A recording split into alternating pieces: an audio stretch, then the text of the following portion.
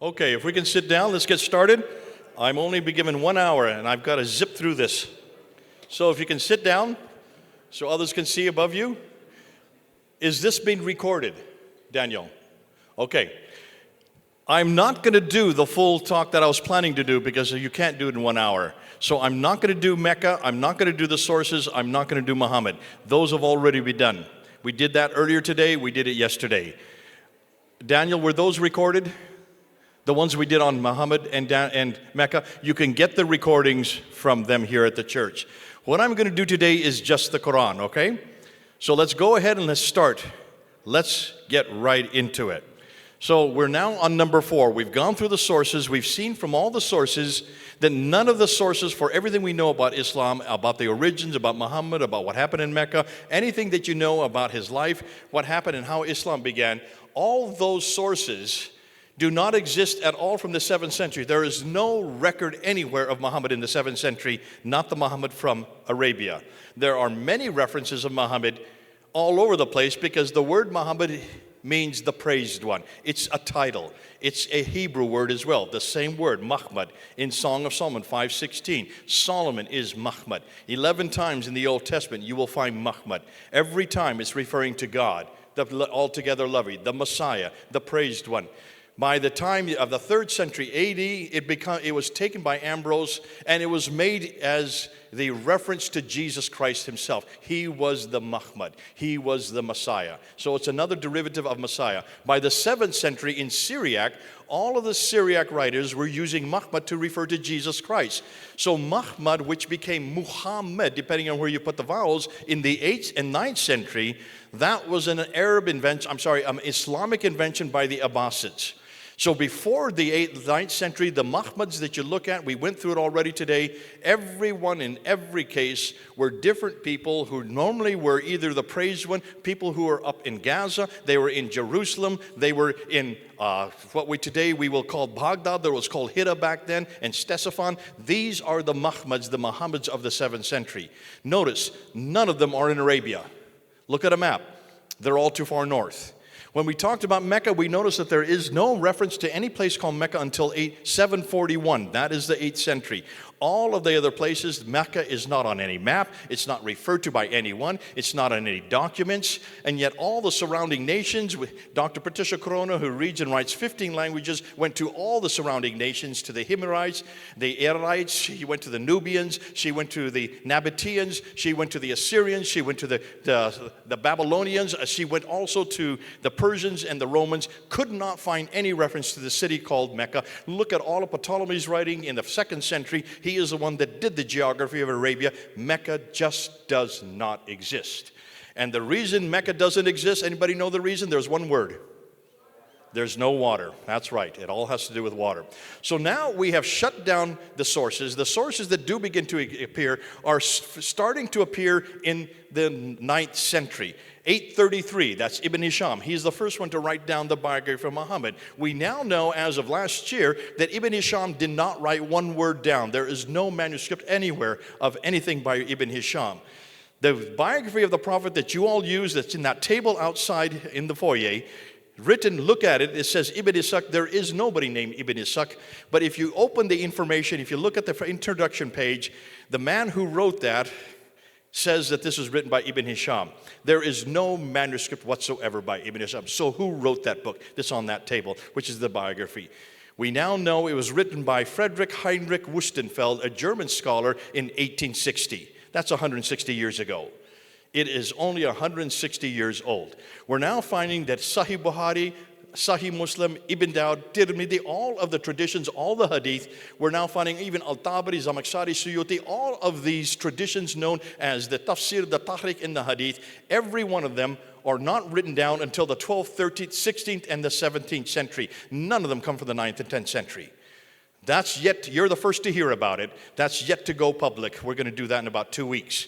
But can you see, so if we have nothing at all from the 7th century, if we have nothing from the 8th century, if we have nothing from the 9th and 10th century, if these traditions only start to be written down and appearing in the 12th, 13th, and the 16th century, and going all the way up into the 19th century, if it's 1860, what then do we do with the Quran?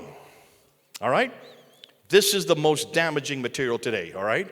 And this is why we're ending with this. Let's now go to the Quran. So when you go to the Quran, the problem exists here. First and foremost, what do Muslims claim about the Quran? Am I in your way over here? If I pull back, is that better? Can you see all right? Actually, if you could move over here, then it'll be better. And you, and you, and you, and you. In fact, all of you just move over here. There, you're fine. I'm just joking. You can see fine. All right. So what do Muslims claim? These are the 4 claims. They claim 4 things. First of all, they claim the Quran is uncreated. It exists eternally on clay tablets in heaven. That's at chapter 85, verse 22. So it's in the Quran. They're making a claim that the Quran makes itself. Number 2, they claim that the Quran was sent down to Muhammad between 610 and 632, sent down to one man named Muhammad over that 22-year period, that it was completed by Uthman in 652, that's the mid-7th century, and that it has not changed, not one word, not one letter in 1400 years. So just memorize those 4 blue words: uncreated, sent down, completed, unchanged. Every Muslim makes those claims except the liberals. They have to make those claims. Why? Because the Quran makes those claims. Sent down. Well, that actually comes from the Hadith. That comes from Al-Bukhari, volume 6, Hadith number 509 and 510. Completed in 652. That comes straight out of Sahih Bukhari, volume 6, Hadith number 510. And then unchanged, that comes straight out of the Quran. That's in chapter 10, verse 15. That's in chapter 18, verse 27. And it's none changed, not one word, not one letter. Why? Because Allah guards it. That's in chapter 15, verse 9. So the Quran makes these claims. All right? To understand that, I want you to play video number 1, or video A. Our claim, the Muslim claim, has been for the last 14 centuries that the Quran is absolutely word by word preserved. Word by word. And frankly, the Quran has been preserved, we believe, word for word, letter for letter. Have no doubt whatsoever that the Quran has been preserved to the letter, to the dot, and to the sound when we talk about this. Their Quran is exactly the same. The Quran shall remain uncorrupted, untouched, and unchallenged until the day of judgment. The Quran that we read is exactly the one that was given to Prophet Muhammad, peace be upon him. Word for word, letter by letter, surah by surah. It was revealed to the Prophet ﷺ and preserved word by word, letter by letter, harf by harf. Even the pronunciation is preserved. Okay, these are all modern claims that have been taken in the last 2 years. These are all the top clerics. I know every one of these guys. I've debated all of them on the internet. That's why I have to put that up there. So it's not me making this claim. They make that claim. Did they not say word for word, letter for letter? Some even said dot for dot, even sound for sound. Fascinating. Isn't that great? Boy, they just love to hang themselves. So let's see if that is correct. Why do they make these claims? They have to, folks. Because the Quran makes these claims. In chapter 85, I already said that, it is the glorious Quran inscribed in preserved tablets. Preserved tablets, you need to go to Ibn Kathir, you need to go to Baidawi, Zamakhshari, you need to go to Al-Tabari. Look at the tafsir. Everyone says these are eternal. Chapter 10, verse 15, and chapter 18, verse 27 say, it is not for me to change it. None can change the word of God. Why? Because Allah himself will guard it in chapter 15, verse 9. So it's the Quran that makes these claims, not the Muslims. They have to do that. Now, do we make that claim about our Bible? Please do not. We do not say the Bible was uncreated. It was created. We know who created it. The Bible was not sent down to anyone. It was inspired by God, but it was written by men. We even know the names of the men who wrote it. We put their names on many of the books. The Bible was complete in its original form, though we don't have the original form today. And the Bible has been changed in the last 2,000 years. We know where the changes are. We even write them in the footnotes, and we put a line before and a line after and say, these verses are not found in the earliest Greek manuscripts. We're as transparent as you can get. So our remit today, what am I to do? I cannot critique the first 2 because I'm not eternal and I certainly was not living in the 7th century, but I can critique the last 2 claims. So what I demand of every Muslim, and you demand the same thing, go to any Muslim that makes these claims and say, right, show me one Quran manuscript today that is from the 7th century, that is complete, all 114 surahs, and that is unchanged, exactly like the 1924 Hafs Quran that we use today. Now, I want somebody, if someone could go over to that table over there and bring me the 2 Qurans that are over on that table. They're in Arabic. If you could just bring them here, we're going to talk about them in just a bit. So here you have, that's what we're demanding. One manuscript of one Quran that goes all the way back to Uthman, that is exactly like this Quran that I'm going to hold up in my hand today, complete and unchanged. So the Quran we're talking about is this one here, the green one. This is the Hafs text. This is the Hafs Anasim text. This is the one that every Muslim claims is the uncreated, complete, unchanged, and sent down Quran, all right? That's it. I've got it in my hand here. Written by Hafs. I'm going to not tell you his date. We'll get to that a little later. So, let's continue on. Where do we go to find out the Quran's creation? We go to Sahih Bukhari. We go all the way to the 9th century, the late 9th century. Actually, that's all going to be changed in about 2 weeks. We don't go to Al-Bukhari in the 9th century. Al-Bukhari doesn't even begin to appear until the 12th century, and this reference in this, there are 9 volumes. The volume that contains this material was not written until the 16th century. Folks, that's 800 years too late. Nonetheless, 7th century Qurans. What we are told by all the Muslims is that according to the Islamic traditions, what we're told is that when Muhammad died, the Quran had not yet been completed. It had to be written by Zayd ibn Thabit, who was the secretary of Muhammad, and he wrote it down and he gave it to Abu Bakr there in 632 because 70 men had died in the Battle of Yamama, and with their death goes their memory. So it became a crisis. They had to write the Quran. So that was done in 652. That's the second thing you see there. I'm going to get my pointer here so you can see what I'm pointing to. Where's my bag?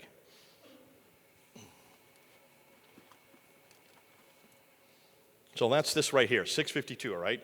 Bingo right there. Now, what we do know is that almost immediately in 652, after Uthman had this Quran rewritten, the second one rewritten in 652, he then sent it to 5 cities. See the 5 cities that are circled there on the map? So you can see there's Mecca, Medina, there's Basra, Kufa, which is Baghdad, and Damascus. 2 are in Iraq, 2 are in Arabia, and 1 is in Syria. Those are the first 5 Qurans that were created so that the Quran could never be corrupted again, could never be changed again. Look at the date, 652. This is 20 years after Muhammad's death. Now, what's interesting is, according to tradition, suddenly new Qurans start to appear.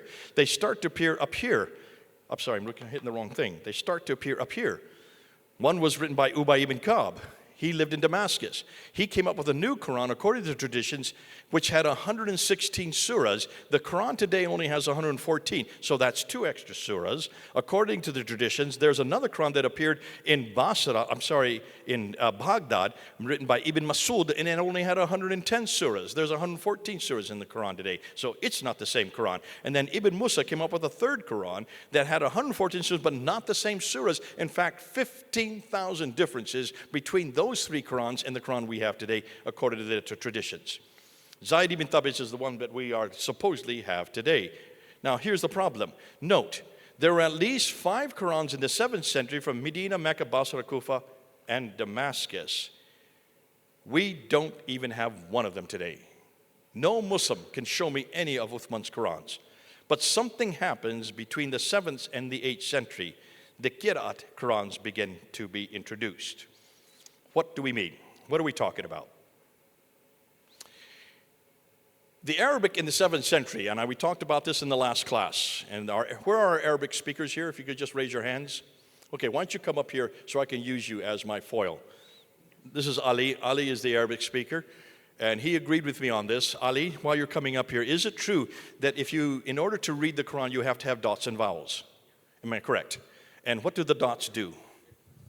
Changing the word. Changes the word. Changes the letters. Okay. Yeah. So before the dots were created, were introduced, how many letters were there? You don't know this answer, but there were how many? There are 28 today, but before the dots were created, 16. There were only 16. See, even the Muslims don't know this, so the Arabs don't know this. Don't expect them to. No Arab will know this. No Muslim will know what I'm telling you right now. The scholars will. All the scholars know what I'm saying, but you won't. There were only 16 letters in the Arabic alphabet in the 7th century. How many vowels existed in the 7th century? In the 7th century? 0. 0. There were no Dhamma, Kasr, and Fatha. And what is the Dhamma? What's the Kasr and what's the Fatha? At the Dhamma, it say O. At the Kasr, at Kasra, say E. At the Fatha, say A. U, A, E. O, A, yeah. Right? And then you also have the long one and the short one, right? Yeah, the long one and the short one. Okay. Are you listening to him? So I'm not making this up. He's telling you that, though he didn't know anything about the 7th century. There is something between the word when you saying the word for the women, you have to say E. For the man, you say A. Yeah. E because you're scared, A because you're enhanced or in awe. So can you notice, in the 7th century, we have to go, stay here, sit near here, because I may want to call you up again. This guy is great. I wish I could take it with him with me everywhere. Are you ready, huh? I should have said that. Now I'm going to have to hold up to what I ask.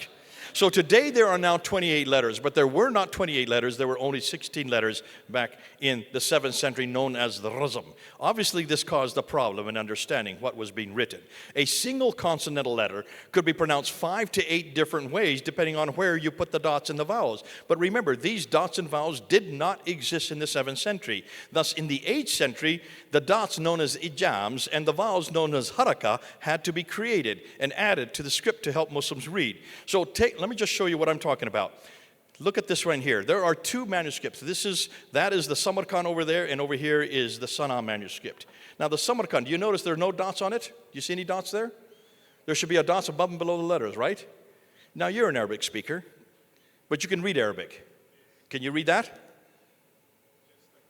Just the consonants. But you don't know what the words are, do you? Can you read this one here? Can you, Ali? A word here, a word there, that's about it? Yeah, see, he's going to take 10 of my minutes right here trying to read the first line.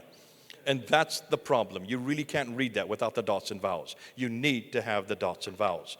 So today, you now have 28 letters. Those are the 28 letters in the modern day Arabic alphabet. But 6 of them don't require dots. The aleph doesn't require a dot. The kaf, the lam, the mim, the nun, the ha, and the waw.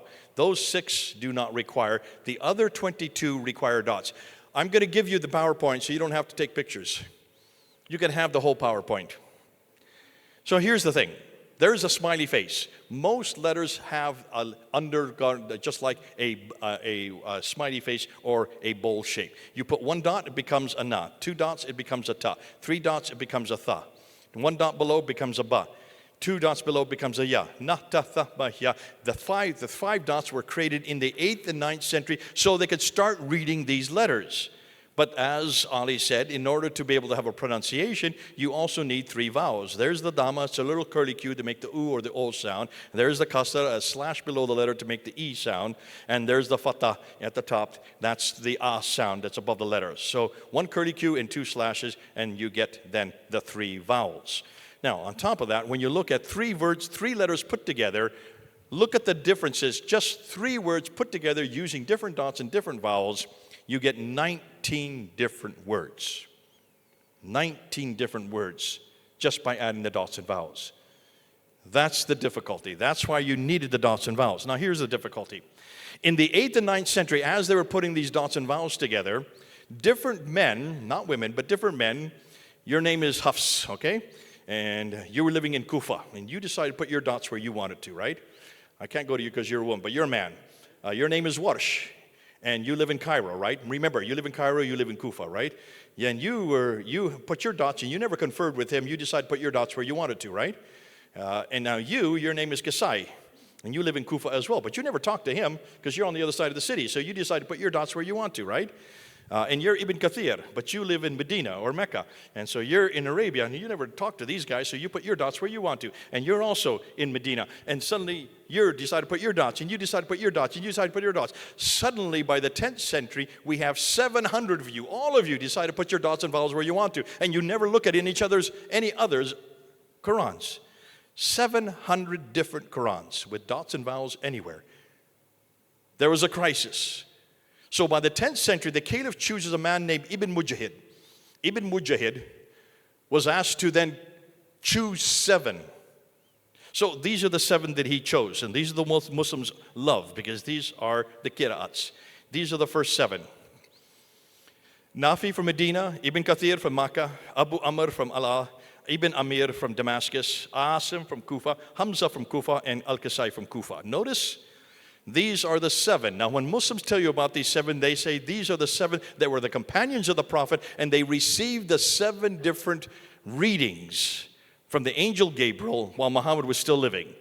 So these are the 7 that write down those readings. Look at their dates. When you look up on Wikipedia, you will see the names there, but you will not see the dates. I had to put the dates there. Muslims don't want you to see the dates. But take a look at when they died. 785, 738, 770, 736, 745, 772, 805. Did any of these men know Muhammad? Were they even living in the same century as Muhammad? Were they even from Mecca or Medina? Yes, 2 of them are. Can you see a difficulty here? These men lived hundreds of years later, and none of them knew Muhammad. So how did they know which were the 7 that Gabriel gave to Muhammad? You've got to use the dates. But notice what's missing there. What's missing out of those 7? This is missing. This is the one that 93% of Muslims around the world memorize. This is your Quran. Hafs and Asim. When did you die, sir? Oh, he doesn't like this now. It's getting pretty morbid for him. Shall I tell you your year? 796. You died in 796. Did he know Muhammad? And where did you come from? Kufa. That's right. So this is your Quran. This is the eternal Quran. This is the Quran that every Muslim is supposed to memorize now today. Is it on that list? It's not on that list. So you had another dilemma. So in the 12th century, a guy named Al-Shatibi, because they needed some more Qurans, because there were so many places, so many parts around the world where people were memorizing other Qurans, that he had to choose 2 disciples from every one of these 7, so he chose another 14, and here they are. Qalun, Warsh, Bazi, Kunbal, Al-Susi, Diwan, and there you are, Hafs. You are from the stable of the family of Asim bin Abi al-Najud. Now, why were you chosen? See, this is what Muslims don't want you to answer. You were chosen because you had more students than anybody else. Why were you chosen? That's right. How did you know that? But you must have heard me say this before. Okay, now when did you die? No, 8/12. After all this. Got you on that one. Nonetheless, you notice, how did you make the list? You had no students because you lived in Cairo. They needed somebody from Cairo. So it had to do with geography. So when Ibn al-Shatibi, when he chose the 14, 2 students for every one of these 7, he chose 2 from each. In your stable, in your family, in Al-Asam, there were 91 students. He chose 2 from 91. And the only reason he chose 2 of you guys, which is Hafs and Shuba, is because you had more students than anybody else, and so did Shuba. So it had to do with popularity. Shatibi didn't open up one book, didn't look at one page, didn't read one sentence. Is that how you choose textual criticism? Is that how we do with the Bible? Can you see how hopeless this is? So now by the 12th century, 1194, you now have 14 plus 7, 21 different Qurans. That wasn't good enough. In the 15th century, in 1429, another man named Al-Jazari chose another 3 qirats and 2 students from every one, so that's another 6. So now you have a 9 were chosen. You add 7 plus 21 plus 3 plus 9, and you get 30 different Qurans. Are you seeing this? 30 completely different Qurans.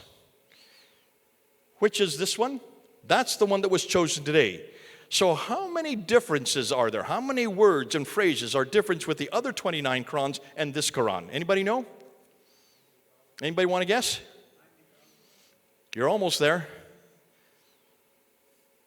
93,000 differences, 93,000 different words, 93,000 different meanings, 93,000 not only different meanings, this also are 93,000 different theologies, different doctrines, and different practices. How do we know? Well, because of Hatun Tash. Okay, I want you to, before we show this next video, are you there, Daniel? Okay, hold on, ready to do number B. But before we show it, let me give you some background. Hatun Tash, my colleague, was asked to go down to Morocco to go and do some training down there. Now, she's from Turkey, so she doesn't speak Arabic. And she wanted to see them with the missionaries there. She wanted to introduce them to the Quran. So she went into the nearest bookshop she could find, and she says, could you give me a Quran in Arabic? And the man said, well, which Quran do you want? She says, what are you talking about? Well, I have Hafs over here, I have Warsh over here, I have Kalun over here, I have Shoba over here, I have Kisai. He named about 5 or 6 different Qurans. She said, well, give them all to me. I'll take them back to Jay and let him look at them. So she brought them back to London, and I started laughing. I had no idea that these Qurans still existed. I thought they'd all been thrown in the Nile in 1924. Over 100 years ago. And here you could buy them in Morocco. So she said, well, how many are there? I said, well, there should be about 30 official ones. Why don't you go and see how many you could get? So she went to Morocco, she went to Yemen, she went up to Jordan, and anybody that was flying to those countries, she said, I need this one, I need this one, I need this one. By 2016, she had found 26 of them. And this is what we did. We decided to show them down at Speaker's Corner. So run the video. This is just a quick snippet of what happened. There is only one Quran, right? And that every That's Quran next in to the me. world is the same. That's what you've been told. You have been told a lie. You run away from truth. Okay, so there are 2 Qurans today, right? 2. More than 2 Qurans. More than 2, 3 Qurans? More than 3 Qurans. More than 3, 4 Qurans? There are approximately 26 of the Qurans. 26 different Qurans. So we held them up.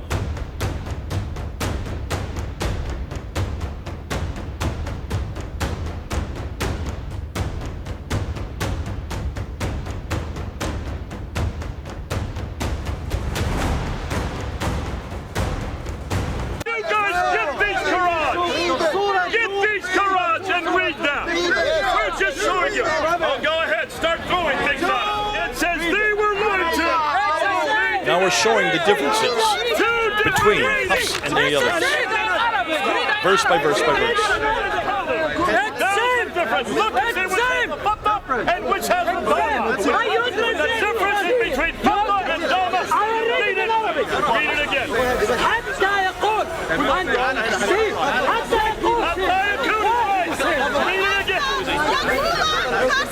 Now notice what's going to happen. Fought, but by the time you get to the fight, they were killed. That is a huge Look at the tall man with the beard. That's Muhammad Hijab. What is he saying? Come here. Leave. Don't watch what they're showing you. Don't listen to what they're saying. This is the first time anybody had shown these Qurans in public anywhere in the world. And we held them up for the whole world to see, and we filmed everything. Now, Muhammad Hijab, who has a following of 500,000, he is considered to be one of the world's leading authority on the Quran. He was at Speaker's Corner that day. He was there to confront us. He had no idea what was going to happen. He didn't know we were going to hold up these Qurans. He quickly went outside the crowd and asked all the Muslims to come to him. He says, do not look at what they're showing you. Do not listen to what they're saying. I will explain it. I will explain it. Folks, these are the 26 Qurans that we showed that day. These are her 26 Qurans. Now she has all 30. In fact, she now has 37 of them. Do you notice? They look the same on the outside. No 2 are alike. So, let me give you some examples. Chapter 3, verse 146. Qatala in Hafs on this side means fought. And how many a prophet fought with whom were many worshippers of the Lord. On the right side, Warsh says Kuttala, which means and how many prophets were killed with whom were many worshippers of the Lord. So did the prophets simply fight or were they killed? If I were a prophet, I would rather fight than be killed, thank you. So you can see that changes the verse, does it not? Here you have chapter 43, verse 19. Ibadu versus Inda. Are they slaves? Are they to be made, the angels are made into slaves of the beneficent? Or are they in the presence of the beneficent? If I was an angel, I'd rather be in the presence rather than be a slave, thank you. Here is Isanan versus Husnan, doing good or beauty. And we have enjoined on man doing good to his parents. So I have 3 sons. Are they doing good or are they beautiful? I'd rather they be doing good rather than be beautiful as a father. Here you have chapter 98, verse 6. You have Bariati versus Bariati. Indeed, they who disbelieve among the believers, people of the Scripture and the polytheists, will be in the fire of hell, abiding eternally therein. Those are the worst of creatures, according to Hafs, according to Warsh. They are the worst of the innocent. And this is about us, folks. Are we Christians? Are we the worst of creatures, or are we innocent? And what are we doing in hell if we're innocent? That not only has theological problems, that has doctrinal problems, but also as a Christian, and has huge problems for me. So you can see these completely change the meaning. Now, because of what happened there in 2016, Muhammad Hijab decided to ask this man in 2020, June 8, 2020, and he had a YouTube interview, a live stream. I was told about it, so I decided to listen in. So was David Wood, so was Hatun Tash. We were all listening on to this. This is 4 years later. It's obviously he didn't know how to deal with this, because there was not just one Quran, there was 30 different Qurans. So he asked Yasser Qadi, who is the world's leading authority on the Quran. He is from Houston, Texas. He is a Hafiz. He got his doctorate on the Quran, on the Qiraat at Yale University in 1995. So this is 2020. This is June the 8th. And the first thing he did is he said, I'm going to put out my hand here. This is a blank sheet of paper. Which Quran are you going to put in this hand? Which one is it? Is it Hafs? Is it Kalun? Which is the eternal Quran? Which is the one that was revealed to Muhammad? Before he could finish, Yasser Qadi said, do not ask me that question. We do not talk about this in public. Turn off the camera. Ask me afterwards, but do not ask this question. He continued, he said, this has been the most difficult question for scholars for the last 1,000 years. You do not tell new converts of Islam about the Qiraat. Only with the most advanced students do you do a deep dive on this issue. Scholars for the last 1,000 years have not been able to solve this problem. How can you say there's only one Quran, not one word, not one letter has changed, and yet there are now 93,000 changes in 30 different Qurans? Muslims have a respect for the Quran, he said. And he says, we put a red line here, and we don't go beyond that red line. We have a respect for the Quran. But when I was at Yale University, there is no line. You can ask any question you want at Yale University. Muhammad Hijab said, so you went through a crisis of faith? No, not a crisis of faith, a crisis of knowledge, he said. And then he turned to Muhammad Hijab and he said, you from the East, isn't it interesting? Muhammad Hijab lives in London, he lives in Houston. You in the East, your standard narrative has holes in it. Ooh, I love that, and we ran with it. Because what standard narrative? Standard Islamic narrative. So we're using his very own words, S-I-N. Sin has holes in it, folks. Yes, it does. The standard Islamic narrative has holes in it. He said Western academics have jumped leaps and bounds in this issue in the last 100 years. They look at the rest of us Muslims who are making these claims like the emperor with no clothes. He says, I've never lectured on this subject, nor ever will in the last 25 years since I got my doctorate. This subject should never be brought up in public. Don't ask me to say what should be written on the blank Musaf. When again was asked, finally, after 28 minutes, he put his hand out there and says, one last time, you've got to give me an answer. Which Quran is it? Is it Hafs? Is it Warsh? Is it Kalun? Is it Kasai? Finally, Yasser Qadi said, it's all of them. You mix them all up. A little bit of Hafs, a little bit of Warsh. You just mix them around. Ooh, I started clapping. See, Yasser Qadi doesn't know what we know. There are 93,000 differences. He just shut down the Quran. Within 2 weeks, they had this on both of their YouTube sites. Within 2 weeks, there were hundreds upon hundreds of comments. That's what I love about YouTube. And hundreds of Muslims were writing, I have now left Islam. I have now left Islam. You and my blood is going to be on your shoulders because you have told us for years that there's not one word, not one letter, that the Quran is preserved, that it is eternal, and now you're saying that there are 30 different Qurans, no two are alike. After 2 weeks, they had to shut down they had to stop all the comments. Within 2 months, they had to delete that interview from both their sites. But I've got it. So does David Wood. So does Hatun Tash. I've got it right in that computer. If you want it, I'll give it to you. We keep it. And every June 8th, I bring it back up again. I make a review of what happened back in 2020. I let the whole world know Yasser Qadi and Muhammad Hijab threw the Quran under the bus. And they had no idea we were watching. This is indeed the most difficult question for Muslims. You cannot have 30 different Qurans in Arabic. None of these are translations. These are all Arabic Qurans. They're all over 1,000 years old. So what about the earliest Quranic manuscripts? We talked about the 6 major manuscripts. These are the only manuscripts they have. These are the only ones they have in existence.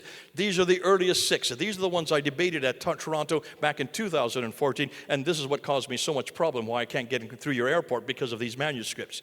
That's the top copy on the left there. That's the best one they've got. That is about 99% of the Quran. It's in the Topkapi Museum there in Istanbul. It has 2,270 manuscript variants. That means 2,270 words that do not agree with the Quran we have today. It is dated to the mid-8th century. We're just going to come out with a book in August that's going to put it to the 9th century. Folks, this has nothing to do with Muhammad. It has nothing to do with Uthman. Here is the Samarkand manuscript, which is in Tashkent in Uzbekistan. It only goes up to chapter 43. There's 114 chapters in the Quran. This one is full of manuscript variants. Even within those 43 chapters, 16 of those chapters don't even exist. Only one chapter is complete.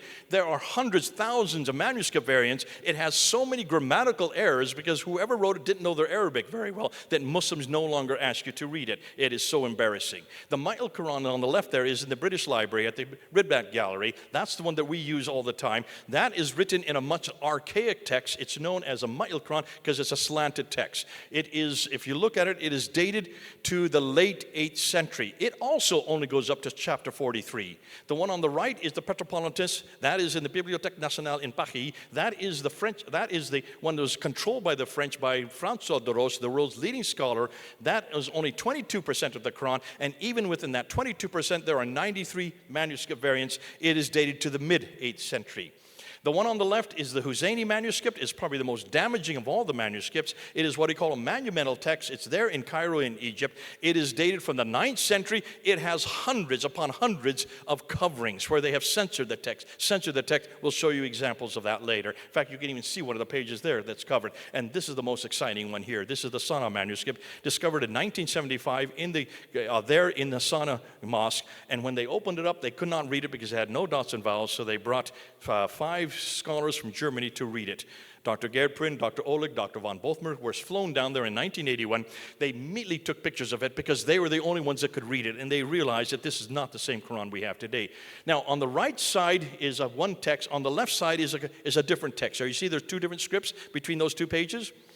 On this side over here, when you get down to the yellow mark right there, that is Surah 19. This is Surah 22. Where's Surah 20 and 21? Surah 20 begins here in a completely different script. There's 60 years between these 2 scripts. 60 years. This is dated to 705. That is dated to the late 8th century. Take a look at every one of those orange marks and yellow marks. Every time you see an orange mark, that is a manuscript variant. That means a word or a phrase that is different in that manuscript. There's over 1,000 of these manuscript variants in just this manuscript. Folks, summary of the manuscript findings. None of these manuscripts are from the 7th century. None of them are complete. None of them completely agree with each other. None of them completely agree with the current 1924 Hafs text. All of them have hundreds and even thousands of subsequent manuscript variants. So when was the Quran complete? Where is that first Quran? Could we have recently discovered the oldest example? Muslims in 2015 came out with this manuscript. Well, no, sorry, this was actually 1975. When they looked at the Sana manuscript, they saw that it had a writing underneath. This is called a palimpsest. So there's a writing underneath and a writing on top. Why? These are written on animal skins, and you can wash it off and then write over top. And this is what has happened here. When you do that, you can't see the undertext. But hundreds of years later, the ink starts to bleed through. And so you could see there's a bleeding over there. And so they decided to put this under ultraviolet light, right? When they put it under ultraviolet light in Columbia University and also in Germany, this is what they found. They found 63 verses in the lower text with 70 variants. 25 times verbs and nouns and articles and participles and conjunctions were no longer there. 29 times isolated letters and prepositions and expressions were different. 16 times entire sentences were different. Asma Hilali says, well, this is the reason for this is because this is a school text. These are students that didn't know what they were doing. Therefore, they were just writing and they had to be washed off and written over top by the professor. You do not give students animal skins. They are the most expensive things. If you want an animal skin, you have to pay hundreds of dollars. You don't do that. This is a nascent text. So Dr. Elizabeth Penn out of Germany, who is the leading scholar on this, said, no, this is a nascent Quran that had to be changed because the Quran was changed between 690 and 705. And then in 2015, this Quran was found. This is the manuscript that Muslims claim is written at the same time as Muhammad, because it's dated by carbon dating between 568 and 645, which is roughly the time of Muhammad's life. He was born in 570 and died in 632. Here's the problem. It is from that date. I have no difficulty with that, but take a look at what it's made of. This is not a manuscript. This is only 2 folios, 2 pages front and back. There are only 63 verses here out of 6,236 verses of the Quran. So this is not the complete Quran. Out of 343 verses in these 3 chapters. So when you look at them, notice chapter 18, 17 to 31.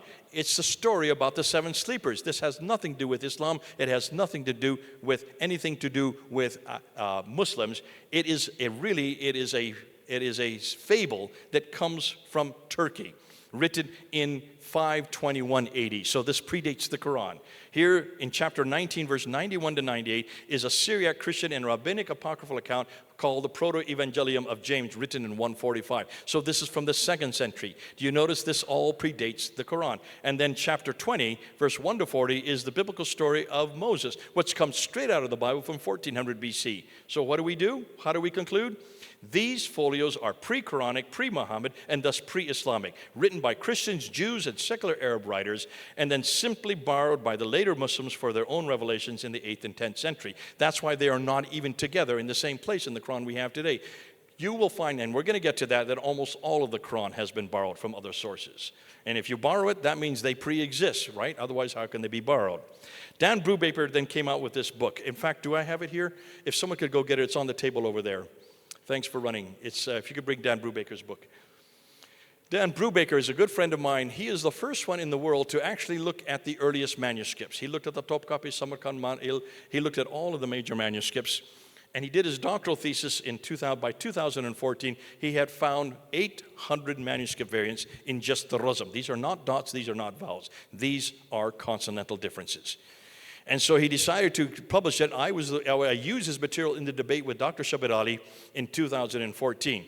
It was not till 2019 that he had done another 5 years of research, and he came up with 4,000 changes. Not 800, but 4,000.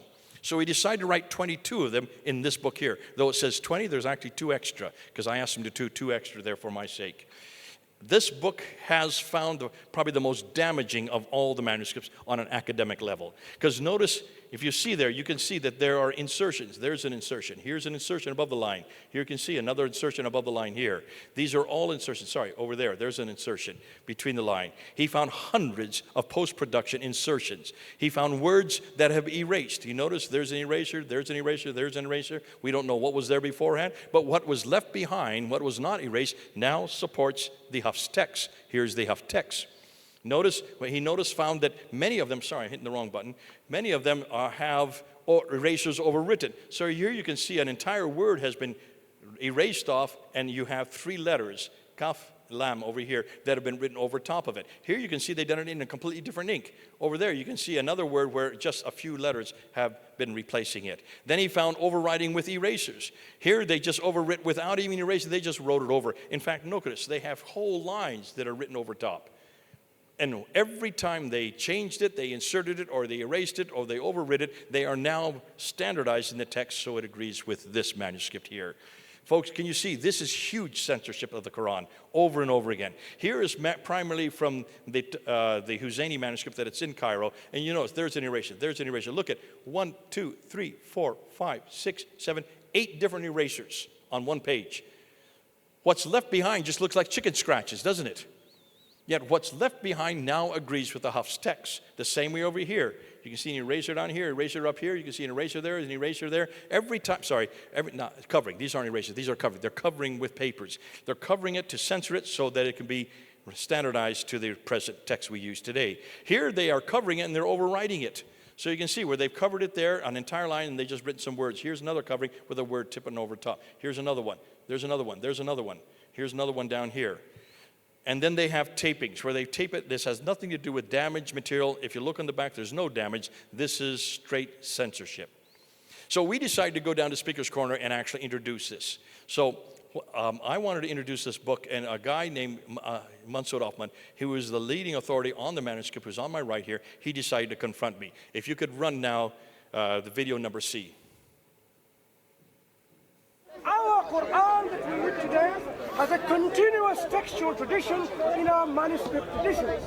So Continual now what textual happens tradition. is You hear that? the Quran, when we examine the manuscript traditions, bar those isolated errors, scribal errors, we have a robust tradition, orally and by written form, that the Quran we read today is the Quran that has been transmitted by our generations of Muslims from day one, from the Prophet ﷺ. Okay, That is Mansour, why- real quickly, that is very quickly, why- before you leave, I'm gonna finish. how That far is does why- that tradition go back to? That is why. How far we does that have tradition go back to? Absolute certainty of our textual and oral transmission of the Quran.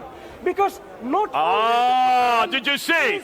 He's saying textual and oral. it is also Do you have a memorized. textual tradition that goes back to 652? Look, Do you have a textual tradition that goes back to 652? listen, Yes or no? any textual, Does you have a textual all the way back to Uthman? listen, any text of the Quran that you examine, any text. So when we examine the Quran in the manuscript traditions, we have almost 250,000 manuscripts of the Quran across the world in libraries. You're not answering the question. Do they go back to Uthman? Do they go back to 652? You are interrupting when I'm speaking. Well, answer the question. Right. So, we have, from our textual tradition alone, more than 99% of the Quranic text from the first Islamic century. Okay, If you go explain to- when the first Islamic century you- goes to. if It you goes go- from 662 to 22 up to 721. So we're talking about the 8th century. Am I correct? If you go to IslamicAwareness.org, in which we have tabulated and shown Quranic manuscripts all around the world with references, which ones are carbon dated, which ones are paleographically dated, you will see the amount of first century within Islam, first century Islam, the Quranic manuscripts that we have, you have 0%. None of them are same with the current. Okay, here we go. Have you heard the claim he has made? Mansour, do you have 114 surahs of the Quran in one manuscript that is from the mid-7th century? Yes or no? No. Do you have a complete Quran from the time of Uthman, 114 surahs in our hands today that we can look at? Hang on. Do you want an answer? Or do you want him to waffle on? No, you don't. We have, at the moment, you must be a Christian, right? This is called waffling now. Do you want an answer to this? Okay, let's continue on. His answer is no, they do not have that. Do you have a complete Quran from the 7th century at all? So, do you notice have a I started complete with Quran 652, that's 114 now I'm going to surahs 7th from the century. same century that Muhammad lived? One yes Quran or for no? the 7th I century. said, from the first century of Islam. The first century goes up to 721. That's the 8th century. So your answer is 8th century. Are you gonna let me Do you have a complete Quran by the 721? So, number 3. Yes I'm or no? giving him up to 721. Notice. who is demanding a complete Quran from... Not answering the question is yes or no. Listen, let me respond to you in kind, right? If you examine the manuscript traditions of Jewish scripture, We're not talking about Jewish scripture now. We're not talking about Jewish scripture. We're talking about Quranic scripture because we don't make this claim. Only the Muslims make this claim. It is the Muslim that just now said that we can go back to the first century of Islam, that's AH, which goes from 622 to 721, and that we can find a complete manuscript. Tell me where. Give me the name. did I not say? Of course, you did not listen to what I'm saying. That's why you need to... Oh, you're going to change it now. So you don't have a manuscript. Did I... Do you have a complete manuscript in the first century of Islam? Stop chicken. Did I not say to you come on. that Cover. we have more than 97% of the text of the Quran from the first century? Which is not Okay, exactly that's the all same I what need to you hear. Now, did you notice? He cannot claim a complete manuscript. He cannot claim because there is no complete manuscript.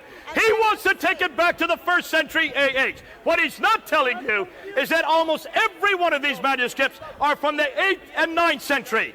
What we're looking at today are the earliest manuscripts. There is nothing earlier than the Pentapolindis. There is nothing earlier than the Topkapi. There is nothing earlier than the Sana manuscript.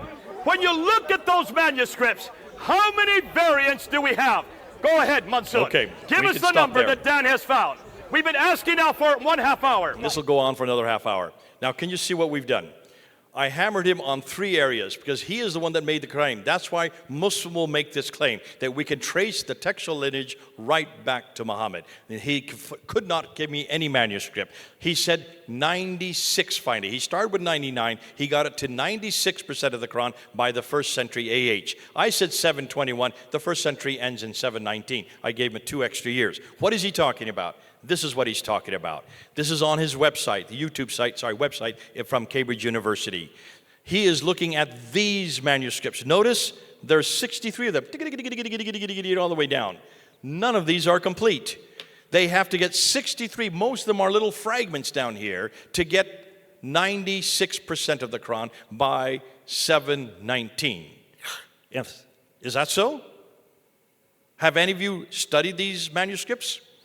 The biggest one is the Ma'il. That's the 2165. That's the one that's in the British Library. And that's 50% that they need to get 50%. All the rest of these make up the other 50%. So we decided to go and see if this is correct.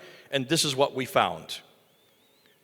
20 of these are tentatively dated. Those are the ones that are going up right now with the green arrows. And that means that there's disagreements between the scholars. So we have no idea that he should not have used those 20. 9 of them, the ones in the blue, including the top one, the very top, one that is 50% that he needs, are all dated after 719. And from the Ma'il is dated to 790, the end of the 8th century. And what about the other 34? No one's done any work on any of them. So how do they even know about this? They needed them because they needed to come with 96%. So they grabbed a little bit from here, grabbed a little bit from there, just like the Qira'ats. They took a little from here, took a little from there, and they came up with 96. They didn't think that anybody would hold them responsible. We held them responsible. We've shut this all down in just the last 3 years. None of them are really valid, since all of them are either later or tentatively dated and have no supporting evidence. So when in the world did this book come into being? How was this chosen? This was chosen in Cairo in 1924 because they were having high school students who were coming to the classes, writing standardized tests, and they were all coming with 30 different answers. So they went to Muhammad al-Husayni al-Haddad, who is a scholar there in Al-Azhar University, and they asked him to choose one. And he chose this one right here. This is the Hafs text. This is yours, written in 796 when you died. And obviously, that's the late 8th century. What did they do with the other 29? They took them out into a boat, out into the Nile, and they dumped it into the Nile, hoping that would get rid of them. Now, between 1924 and 1936, there were so many problems with the Hafs text that they had to revise it 7 times. We have got all of those 7 revisions. Hatun has all 7 of them. That's why they're trying to kill her, folks. So in 1936, Egypt then decided to make the Hafs text for the entire country just of Egypt, and it is known as the Farouk edition. The Saudi Arabians saw how successful that was, so in 1985, they decided to make the Hafs text the universal text for all of Muslims all over the world. How many people were living in 1985? Raise your hands. Those of you raising your hands, you're pretty old. You're older than the canonical text. Doesn't that make you feel old? It's only 39 years old.